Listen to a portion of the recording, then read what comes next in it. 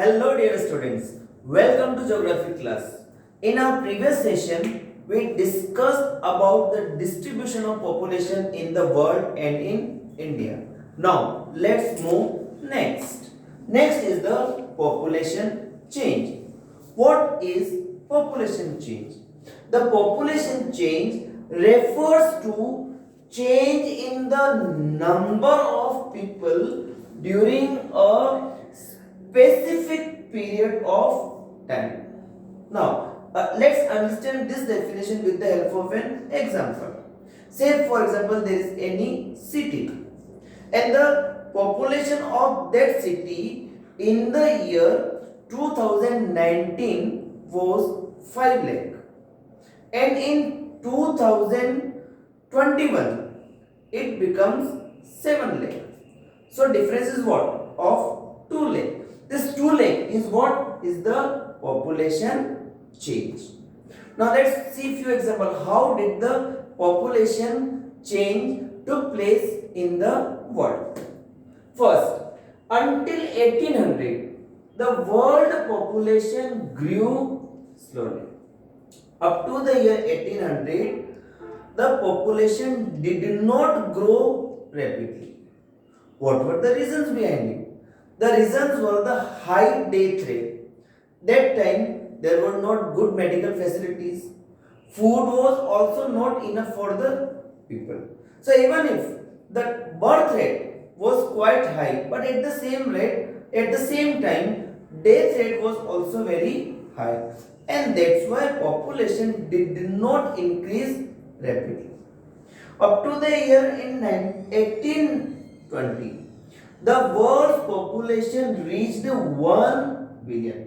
Means in 20 years, it reached only 1 billion. In 1820, the population was 1 billion. Now see the figures very carefully.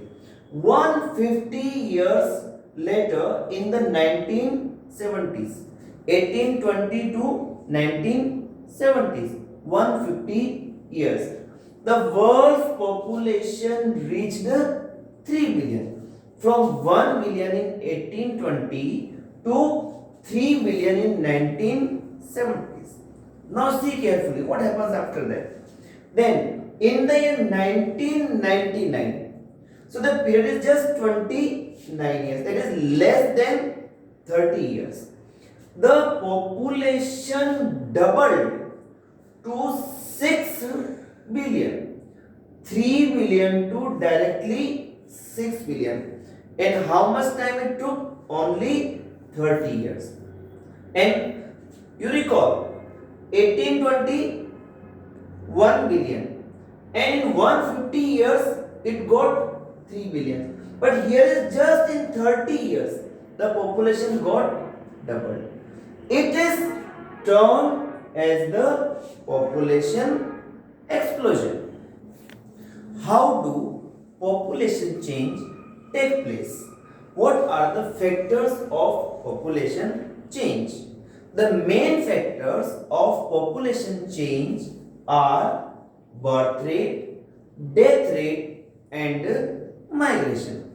Now see, what is meant by birth rate? Birth rate is the number of live births, means the children who are born and remain alive. So the number of live births per 1,000 people in a year. Likewise, death rate. Death rate is the number of deaths per 1,000 people in a year. If the birth rate is high and death rate is low, then population will grow naturally or rapidly. This is what we call the natural growth rate. Natural growth rate is the difference between the birth rate and death rate of a country in a year. Next is the migration. What is migration? Migration is the movement of people in and out of an area. Now let's understand with the internal migration which takes place in the country. You might have seen that many people leave the villages and shift to the city area, moving out of an area. People in the city coming from the villages in. So this movement is also a type of migration. Likewise, some people leave India and settle in USA. That is a migration. Likewise, some people from Bangladesh have come into India and settled down here. That is also migration. Okay, so migration may be internal as well as international. International migration is of again two types.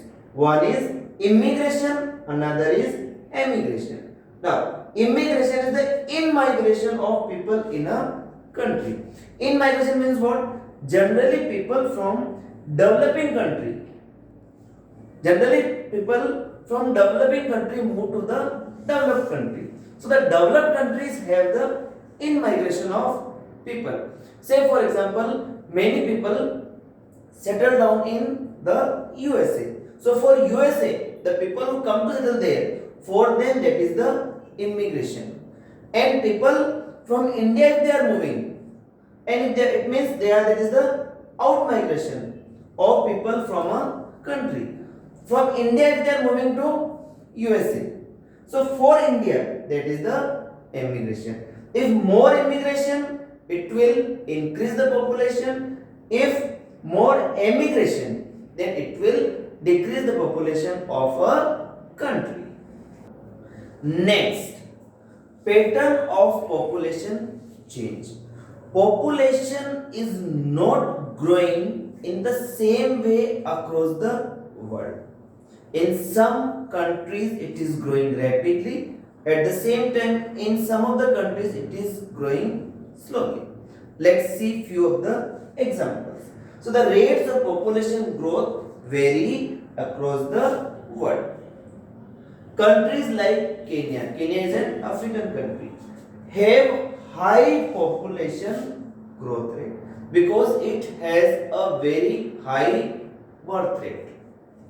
But in the United Kingdom, UK, the population growth is slow. Why? Because of both the low death and low birth rate.